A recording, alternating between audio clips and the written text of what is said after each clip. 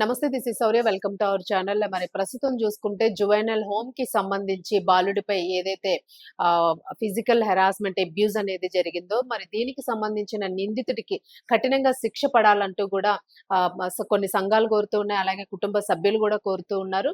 మరి ఇలాంటివి సొసైటీలో ఎందుకు జరుగుతూ ఉన్నాయి? రోజు రోజుకి ఎందుకు ఇలాంటి అఘాయిత్యాలు జరుగుతూ ఉన్నాయి? దాడులు పెరుగుతూ ఉన్నాయి అనే దాని గురించి మరిన్ని డీటెయిల్స్ ఇవ్వడానికి ఈరోజు మనతో పాటు ప్రముఖ సామాజికవేత్త కృష్ణకుమారి గారు ఉన్నారు. వారిని అడిగి మరిన్ని వివరాలు తెలుసుకుందాం. అమ్మ, చూస్తూ ఉన్నాము. సో, గత 4, 5 రోజులుగా కూడా చూస్తున్నాం మనం. అంటే ముందు ఆల్రెడీ జరిగిపోయిన సంఘటనే ఇది.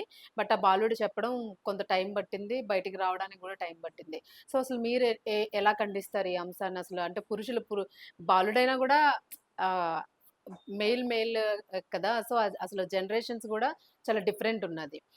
అసలు ఎట్లా చేస్తున్నారు? అసలు దాని గురించి మాట్లాడడానికి కూడా దాన్నెలా అంటే అభివర్ణించాలో కూడా తెలియట్లేదు. అవును. చాలా బాధాకరమైన విషయం. హ్మ్. మనం రెగ్యులర్‌గా ఏం మాట్లాడుకుంటాము, బాలికల పైన జరిగింది, హ్మ్. స్త్రీల పైన జరిగింది, వృద్ధుల పైన గూడా జరుగుతుంది. అవును. ఏంటి విపరీతం అని మాట్లాడుకుంటాం. కానీ దానికి భిన్నంగా పురుషులు కూడా పిల్లల పైన హ్మ్. లైంగిక దాడి చేస్తారు అనే సంగతి అందరికీ తెలుసు.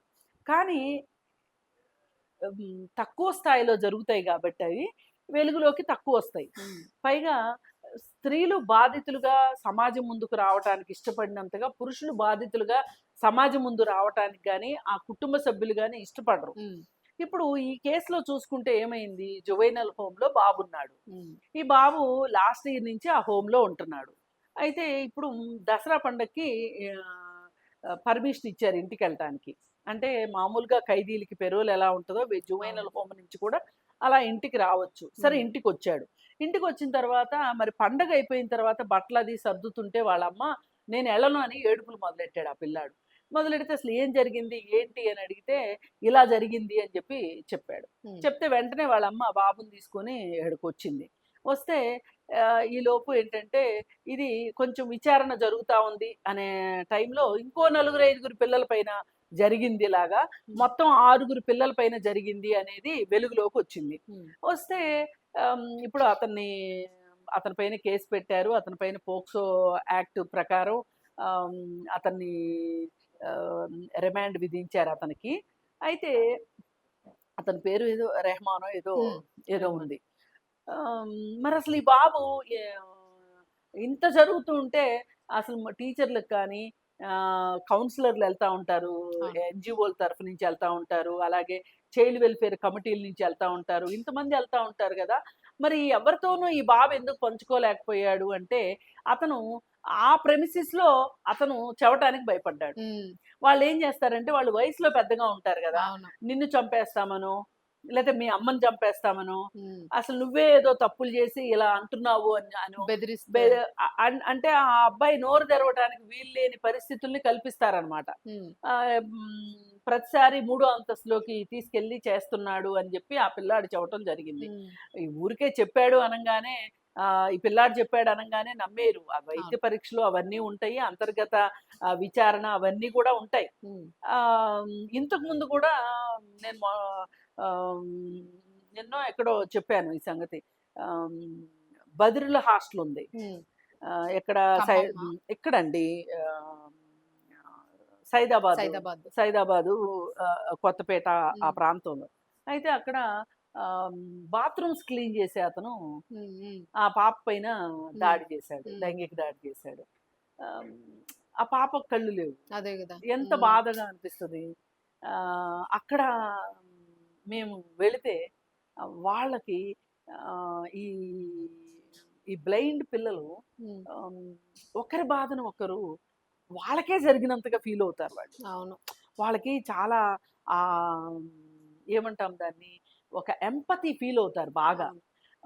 వాళ్ళు చెప్పేది వింటుంటే మనకి అసలు రక్తము సలసల హ్మ్. మరిగినంత ఫీలింగొచ్చింది. సరే మొత్తానికి ఆ అబ్బాయి మీద కేసు పెట్టి అతన్ని జైలుకి పంపించడం జరిగింది. అలాగే అక్కడ రక్షణ ఏమీ లేదు. ఆ గోడలు చాలా పొట్టిగా ఉన్నాయి. ఓకే. ఇప్పుడు అతను ఆహ్, బె మామూలుగా బాత్రూమ్‌లు గడిగే అతను కాకపోయినా గానీ, బయట నుంచి గూడా ఒక వ్యక్తి వచ్చి హ్మ్. లోపలికి రాగలిగినట్లుగా అక్కడ వాతావరణం ఉందన్నమాట. ఓకే. పైగా అసలక్కడ స్ట్రీట్ లైట్లు గూడా లేవు. సేఫ్టీ స్ట్రీట్ లైట్లు లేదు ఎందుకు మెయిన్. లేవో అర్థం గావట్ల. హ్మ్. అసలు సేఫ్టీ లేదు. హ్మ్. పైగా అసలు అన్నిటిని మించి ఆహ్, వార్డెన్ లేదు. మరి ఇంకెట్లా నడుపుతున్నారు మ్యామ్ అసలు హోము? ఆహ్, ఎ వేరే హాస్టల్ వార్డెన్ వచ్చి అప్పుడప్పుడొచ్చి ఊరికే చూసెళ్తా ఉంటది. హ్మ్. ఈ వంటోళ్ళు, ఆయాలు వీళ్ళే నడిపిస్తున్నారు. హ్మ్. అంటే మనం అర్థం చేసుకోవాల్సిందేంటంటే ఇక్కడ, ఇలాంటి నిస్సహాయులు ఉన్న ప్రదేశంలో రక్షణ చర్యలు గూడా ఉండవు. అవును. ఇప్పుడు వీడు జువైనల్ హోమ్‌కొచ్చాడు. హ్మ్. ఆ! వీడేదో చిన్నపాటి నేరం జేసొచ్చాడు. అయితే ఏంటి? అంటే వాడికంత విలువెందుకివ్వాలి మనం? అదే. జువైనల్ హోమ్‌లో ఉన్న పిల్లోడి మీద జరిగింది అంటే, సభ్య సమాజం గూడా అంత చీమ కుట్టినట్టుండదు. అవును. ఇప్పుడు ఈ బాధితుల పక్షాన వహించటానికి కూడా వర్గము, కులము, డబ్బు ఇవన్నీ అన్ని చూసుకుని ఇంపాక్టు. అన్ని ఇంపాక్ట్ హ్మ్. ఉంటది. ఇప్పుడు ఒక దళితురాలి మీద జరిగింది, ఒక అత్యాచారం జరిగింది, హత్య జరిగింది అంటే సమాజానికి చీమ కుట్టినట్టుండదు. హ్మ్. అదే ఇప్పుడు మన ఈమున్నది కదా! అంటే వాళ్ళ పైన చూపిచ్చొద్దు. డబ్బులున్నోళ్ళ పట్ల చూపిచ్చొద్దని గాదు. హ్మ్. దిశ కేస్‌లో ఆ డాక్టర్ పైన జరిగిన దానికి ఎంత పబ్లిక్‌లో అవును. ఎంత ఒక లావాలాగా ఆవేశాలు అవును. ఉప్పొంగిపోయినాయి. అయితే నేనేమంటానంటే అది ఎవరి పట్లైనా సరే, బాధితులు ఎవరైనా వాళ్ళు డబ్బున్న వాళ్ళా, డబ్బు లేని వాళ్ళా, అగ్రకులమా, లేకపోతే సామాజికంగా వెనకబడిన వాళ్ళా ఇయన్నీ కాదు. ఓకే. బాధితులంటే బాధితులే. అవును. మనం ఎవ్వరి వైపైనా సరే మనం ఆ మాత్రం వాళ్ళ పట్ల సహానుభూతినైతే మనం ప్రకటించాలి. అవును. వీలైతే ఉద్యమకారులైతే ఉద్యమాలు చేస్తారు. మనం ఏం ఏదైనా చెప్పగలుగుతాము? రియాక్షన్ అనేది ఒకలాగే ఉండాలి. ఒకలాగే ఉండాలి. హ్మ్. సరే ఇప్పుడు ఇక్కడ ఇది జరిగింది. హ్మ్. ఇప్పుడు ఖమ్మంలో సోషల్ వెల్‌ఫేర్ హాస్టల్‌లో అవును. వార్డెను ఈ విధంగా చేస్తున్నాడు అని హ్మ్. చెప్పి ఆహ్, హ్మ్, వస్తే ఆహ్, హ్మ్, అతను కూడా ఇట్లాగే సెలవులకి ఇంటికెళ్ళి నేను ఎళ్ళను అని చెప్పాడు. హ్మ్. ఏడుస్తుంటే ఏంటి అంటే వచ్చి ప్రిన్సిపాల్‌కి వాళ్ళ అమ్మ కంప్లెయింట్ చేసింది. హ్మ్. కంప్లెయింట్ చేస్తే ఈ పిల్లోడు ఇంకో ముగ్గురు పిల్లలకు కూడా చెప్పున్నాడు. ఓకే. వాళ్ళు గూడా చెప్పారు ఇలా అని. హ్మ్. ఇలా అని చెప్పేసరికి ఆయన అతన్ని పిలిపించి మందలించేసరికి నేను ఈ ఉద్యోగం చేయను అని చెప్పి, హ్మ్. వీళ్ళు ఎలాగో తీసేస్తారని తెలిసి అతను రిజైన్ లెటర్ ఇచ్చేసేసి బయటికెళ్ళిపోయి హ్మ్. ఇది ఎలాగో ప్రూవ్ అవుతది అని అవమానంగా ఫీల్ అయ్యాడో ఏమో హ్మ్. క్రిమిసంహారక మందు తాగి ఆత్మహత్య చేసేసుకున్నాడు. అంటే ఓకే. అక్కడే హాస్పిటల్‌కి తీసుకెళ్తే కుటుంబ సభ్యులు సీరియస్‌గా ఉంది. హైదరాబాద్ తీసుకెళ్ళండి అంటే నిమ్స్‌కి తీసుకొచ్చారు. హ్మ్. నిమ్స్‌లో చనిపోయాడతను. ఓకే. ఇప్పుడు చనిపోయినంత మాత్రాన ఆ బాలుడికి న్యాయం జరుగుతదా? అవును. ఇప్పుడు ఎవరమైనా చంపాలని అనుకుంటాం, ఎవరైనా చచ్చిపోవాలని కోరుకుంటామా హుహు. నిందితులు? ఇంకొకసారి ఆ తప్పు జరగకుండా ఏదైనా ఒక మెసేజ్ ఓరియెంటెడ్ శిక్ష పడాలని పడాలని అనుకుంటాం మనం. కోరుకుంటాం. హ్మ్. మరి ఇంకొక ఘటనలో ఇలా ఇలాంటి ఘటన కాదు గానీ, ఒక మైనర్ బాలిక పైన ఇద్దరు హ్మ్. అబ్బాయిలు ఆ పాప పైన అత్యాచారం జేసి అది వీడియోలో చిత్రీకరించి అది చూపించి, బెదిరించి ఎప్పటికప్పుడు అత్యాచారం జేస్తుంటే, ఇంక చివరికి ఆ పాప అవును. తట్టుకోలేక అవును. వాళ్ళ పేరెంట్స్‌కి జెప్తే వాళ్ళ పేరెంట్స్ ఒచ్చి కంప్లెయింట్ జేస్తే ఆ ఇద్దరిని పట్టుకున్నారు. హ్మ్. అది సోషల్ మీడియాలో చక్కర్లు కొట్టింది. అవును. వీడియో. ఎంత దారుణం అసలు. అదే. అసలు ఈ ఎందుకిట్లా బాలుర పైన గాని, బాలికల పైన గాని ఈ బిలో 18 ఇయర్స్ వాళ్ళ మీద హ్మ్. జరిగినప్పుడు మనం పోక్సో యాక్ట్ అట్రాక్ట్ అవుతుంది దానికి. అవును. వాళ్ళు గనక దళితులైతే ఎస్సీ, ఎస్టీ అట్రాసిటీస్ కేస్ కూడా పెడతారు. హ్మ్. అయితే ఈ కేసులు పెట్టటము, వీళ్ళకి శిక్షలు పడటము, ఈ శిక్షలను మనము ఈ కేసు జరిగిన రోజు ఇవాళ ఎలా మాట్లాడుకుంటున్నామో రేపొద్దున శిక్ష పడినప్పుడు కూడా ఇదే విధంగా మాట్లాడి మాట్లాడుకుని. ప్రజలకు అవగాహన కలిగించటము అనేది చాలా అవసరమైన పని. అవును. కానీ అవకాశం రావట్లా అంటే మాక్సిమం. ఈ మధ్య కొంచెం ఫాస్ట్ ట్రాక్ కోర్టులు పెట్టిన తర్వాత హ్మ్. ఈ పోక్సో కేసులు విచారించే కోర్టులు విడిగా పెట్టారు. హ్మ్. స్పెషల్ కోర్ట్స్ పెట్టారు. ఈ స్పెషల్ కోర్ట్స్ పెట్టిన తర్వాత కొంచెం ఫాస్ట్‌గా కేసులు శిక్షలు పడుతున్నాయన్నమాట. హ్మ్. అంటే దాదాపు సంవత్సరన్నర లోపు శిక్షలు పడుతున్నాయి. అవును. ఇప్పుడు మనం ఎంతో కొంత ఈ కేసుని మర్చిపోకముందే శిక్షలు కూడా పడుతుంటే, అవును. ఇది ఒక ఇంపాక్ట్ అయితే చూపిస్తది. అవును. ఇప్పుడు పోలీసులు కూడా అదే కోరుకుంటున్నారు. మేము ఒక అన్యాయం జరిగింది, ఒక దారుణం జరిగింది అని చెప్పి మేము కోర్టుకి కేసు సబ్మిట్ చేస్తే, హ్మ్. ఛార్జ్ షీట్ వేస్తే, ఆ ఛార్జ్ షీట్ మేము సరియైన సాక్ష్యాధారాలు చూపిస్తేనే కదా అక్కడ శిక్షలు పడేది. అవును. అలా శిక్షలు పడినప్పుడు ఆ శిక్షల గురించి కూడా విస్తృతంగా చర్చలు జరిగినప్పుడే హ్మ్. సమాజంలో హ్మ్. అంటే ఈ విధమైన నేరం చేస్తే ఈ విధమైన శిక్ష ఉంటది అనేది తెలియాల్సిన అవసరం ఉంది. దానికి చాలా ప్రచారం అవసరము. హ్మ్. పనిగట్టుకుని ప్రచారం చెయ్యాలి ఆ విషయము అని చెప్పి చెప్తున్నారు. హ్మ్. అందుకే నేను ఏదైనా కేసు జరిగింది అన్నప్పుడు ఎంత మాట్లాడతానో, ఏదైనా శిక్ష పడిన రోజున గూడా అంతే. అదేదో సంతోషంతో షేర్ చేసుకునే విషయం గాదు. అది ఒక అవగాహనకు అవకాశంగా మనం చూడాలి. అవును. ఇప్పుడు ఈ 3 కేసులు ఒకే రోజు ఒకే పేపర్‌లో ఒకే పేజ్‌లో 3 కేసులు నిజంగానే. వచ్చినియి అంటే మనకి ఒక రకంగా చాలా బాధ హ్మ్. అనిపిస్తది. అంటే అసలు సైకలాజికల్‌గా అసలేం జరుగుతుంది అన్నది అర్థం గావట్లేదు. ఎప్పుడు ఎవరు ఎలా రియాక్ట్ అవుతున్నారన్నది అవును. ఒక భయం పట్టేసుకుంటుంది ఖచ్చితంగాను. అవునవును. పిల్లల్ని ఇప్పుడు బయటికి నిన్నటిదాకా పంపించాలన్నా ఏంటి, ఓ పెద్ద పిల్ల పక్కన గూడా ఓ చిన్న బుడ్డోడిని ఇచ్చి పంపించేవాళ్ళు. మగతోడు పంపించేవాళ్ళు. అని పంపించేవాళ్ళు. యెస్. ఇవాళ మగ పిల్లలకు కూడా రక్షణ లేకుండా పోయింది. ఆడపిల్లకే గాదు, మగ హ్మ్. పిల్లోడికి కూడా రక్షణ లేదు. అంటే నిస్సహాయులు పట్ల ఇలాంటి నిందితులు చూపించే కాఠిన్యం ఏదైతే ఉందో అది అమ్మాయని లేదు, అబ్బాయని లేదు. హ్మ్. వాళ్ళు నిస్సహాయంగా ఉన్నారా లేదా అని చూసుకుంటారు. హ్మ్. అవకాశం దొరుకుతుందా లేదా అని చూసుకుంటారు. ఆ అవకాశాన్ని సద్వినియోగం చేసుకుంటారు. హ్మ్. ఇప్పుడు ఇక్కడ ఇంకొక విషయం గూడా మాట్లాడుకోవాలి మనం. ఇప్పుడు ఇట్లా చేసే నిందితులు ఎవరైతే ఉంటారో, హ్మ్. పిల్లల పట్ల అకృత్యాలకు పాల్పడేవాళ్ళు, వీళ్ళు కూడా గతంలో ఇలాంటి అకృత్యాలు అనుభవించిన వాళ్ళే ఉంటారు. పీడోఫిల్స్ అంటారు వీళ్ళని. హ్మ్. వీళ్ళు వీళ్ళు అవును. వీళ్ళు కూడా ఇట్లాంటి దారుణానికి వా వాళ్ళకేమనిపిస్తదంటే, అతనెవరో నా మీద చేశాడు. నేనెంత బాధపడ్డాను. ఆ అవును. బాధ ఇంకొకళ్ళు కూడా పడాలి అనే ఒక కక్షతోటి కూడా సైకలాజికల్ డిజార్డర్ సైకలాజికల్‌గా ఉంటది. అది హ్మ్.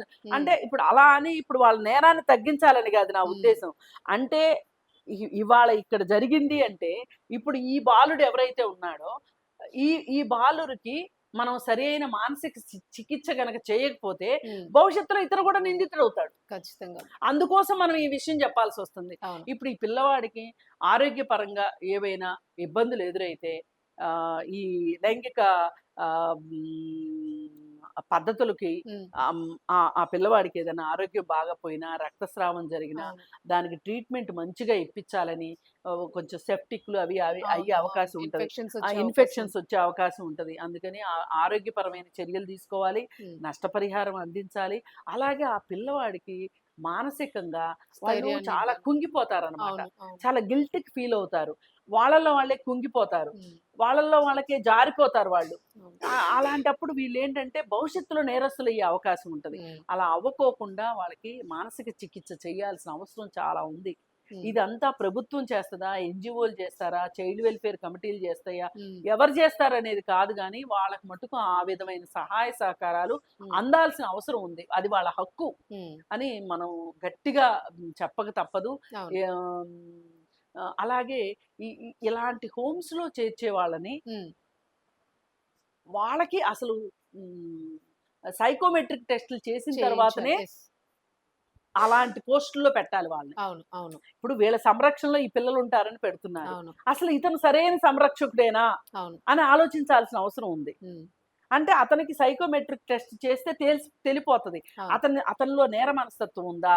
అతనిలో ఏ విధమైన సాడిస్టిక్ ప్లెజర్ ఉందా? హ్మ్. అతను ఎట్లాంటి మనస్తత్వం కలిగి ఉన్నాడు? ఎందుకంటే మేడం మీరన్న పాయింట్ కరెక్టే. ఇప్పుడు జనరల్‌గా ఏదైనా ఆశ్రమాల్లో జరుగుతున్నాయనంటే ఒక ఎత్తు అదంతాను. మీరన్నట్టుగా సెక్యూరిటీస్ లేకపోవచ్చు, సరైన ఇది లేకపోవచ్చు. కానీ జువైనల్ హౌస్ అంటే కంపల్సరీగా ఆళ్ళకి పోలీసుల ఆధ్వర్యంలో కేసులు నడుస్తూ ఉంటాయి. వాళ్ళ శిక్షలు, వాళ్ళని ఎప్పుడు బయటికి తీసుకురావాలి ఇవన్నీ ఒక ప్రాసెస్‌లోనే ఎళ్తా ఉంటది. సో, అక్కడ గూడా అంత ధైర్యం చేసి చేసాడనంటే మీరన్నట్టుగా అవకాశం. ఈ అవకాశాన్ని పిల్లలు చూసుకొని. బయటికి చెప్పలేరు. హ్మ్. చెప్పరు. ఎవరికైనా తెలిసినా పిల్లల నోరు మూయించడం చాలా ఈజీ. ఈజీ. హ్మ్. అందుకని వాళ్ళకి ధైర్యం ఉండదు. పైగా వాళ్ళని బ్లాక్‌మెయిల్ చేయొచ్చు, హ్మ్. భయపెట్టొచ్చు.